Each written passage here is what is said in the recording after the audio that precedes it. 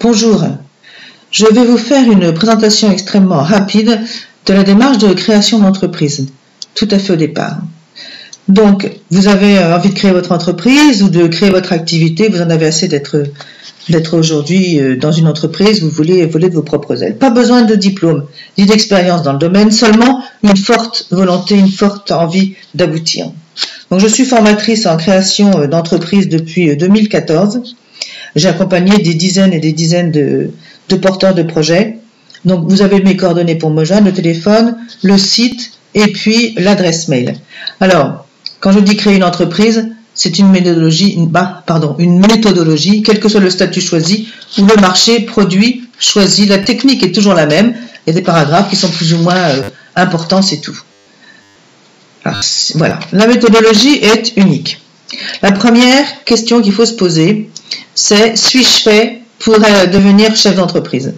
Alors, n'importe qui peut créer, mais n'importe qui ne peut pas être chef d'entreprise. Au départ, il faut quelques qualités que l'on a, qu'on pourrait dire innées, et beaucoup d'autres que l'on apprend.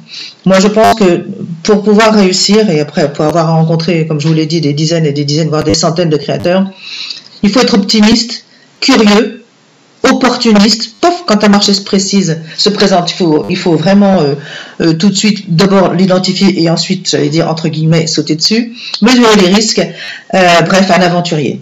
Votre projet, c'est le vôtre, ne l'oubliez jamais, c'est pas celui de votre tati, ni de votre vieux pote de lycée, à moins de s'associer avec lui, bien entendu.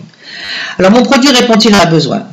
J'espère que oui, parce que s'il n'y a pas de besoin de ce produit, ben vous n'en vendrez jamais. Alors les besoins, c'est une définition marketing à préciser, c'est quelque chose qui n'est pas toujours dit. Quand vous dites j'ai faim, le besoin est exprimé j'ai faim. Maintenant, si dans votre tête vous vous dites tiens j'aimerais bien changer de région, le besoin il est très très vague. Alors, quelle est la cible? La cible, c'est quelque chose d'extrêmement précis. La cible, c'est le futur acheteur. Alors, il faut le déterminer avec précision, d'après le marché existant, bien sûr, l'évolution du marché. Et des fois, le marché, même s'il n'a pas d'évolution, peut quand même être porteur de chiffre d'affaires. La stratégie commerciale de conquête. Quelle est la stratégie commerciale de conquête de marché? Ça, c'est vraiment très, très important. C'est essentiel, donc il faut apprendre à préparer sa campagne de publicité et sa campagne de communication. On prépare ce qu'on appelle un PAC, un plan d'action commercial. Le marché est-il suffisant pour répondre à mes besoins perso? Si je veux que mon activité soit juste un complément de l'activité que j'ai déjà, c'est une chose. Par contre, si ça veut remplacer, si ça veut devenir mon seul et unique revenu, évidemment, je n'aurai pas la même envergure dans ma réflexion.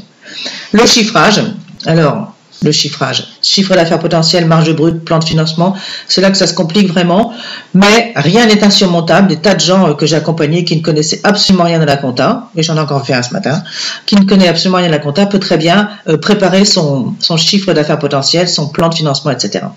Moi, je pense que ça ne pose pas vraiment de problème. Donc, le choix des statuts, bien, le choix des statuts, il est consécutif à tout ce que vous avez vu au-dessus.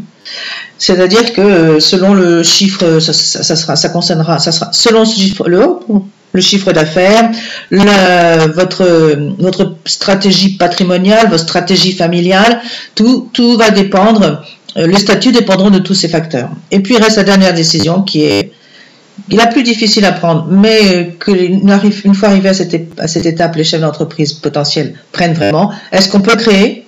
Est-ce qu'on reporte la création de quelques mois quand on aura mieux affiné le marché, ou est-ce carrément on va l'annuler pour passer à autre chose? Là, c'est à la personne de voir. Alors cette méthodologie que l'on appelle souvent, c'est une succession de ce qu'on appelle go no go, c'est j'y vais pas, go no go. Il faut savoir qu'à tout moment on peut arrêter le projet. C'est-à-dire, vous vous rendez compte que vous ne pouvez pas devenir chef d'entreprise. Et croyez-moi, l'autonomie, la curiosité, etc. Des fois, c'est pas facile à acquérir. L'empathie aussi, l'écoute. Donc, vous pouvez arrêter. Moi, le produit répond-il à un besoin? Oui, non. Et donc, on est bien sur du go-no-go.